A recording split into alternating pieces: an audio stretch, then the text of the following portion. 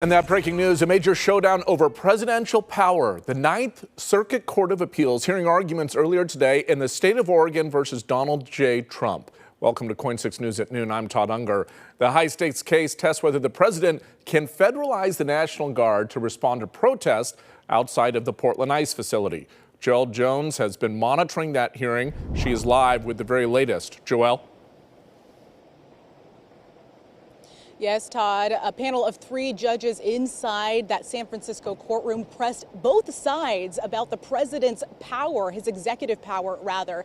Now, they're deciding whether to lift or uphold a temporary restraining order issued by a federal judge in Portland over the weekend, blocking Trump's order. Now, this comes after the lower court found Trump's justification for federalizing National Guard troops was untethered to the facts. The Trump administration now asking the Ninth Circuit to stay that order while its appeal plays out. The government argued the president acted lawfully, but the panel of judges, including 2 Trump appointees, questioned whether the evidence was current enough to support federalizing the Guard, noting the president relied on reports from June to justify actions in September. Also, they asked if the unrest in Portland met the standard of rebellion under the law.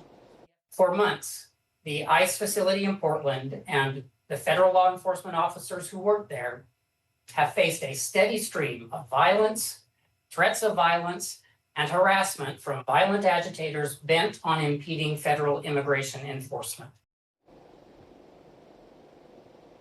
Now, the state of Oregon, which filed the lawsuit, argued protests in September were mainly small and peaceful and that the president overstepped his authority. The judges, though, pushing back, challenging the state's interpretation of the facts outside the ICE facility, as well as the limits of presidential discretion.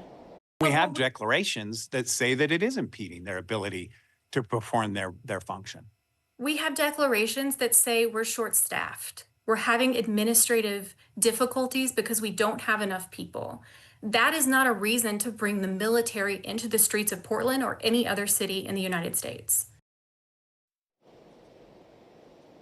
Now, the administrative stay issued Wednesday keeps federal guard troops federalized, but still barred from deployment while the judges weigh on this matter. I do want to note, right before court adjourns, the judges gave no indication on when we could get a decision from them, so we will continue to track that. We plan to have more from a local legal expert coming up later at 4, 5, and 6. For now, live in downtown Portland, I'm Joelle Jones, KOIN 6 News.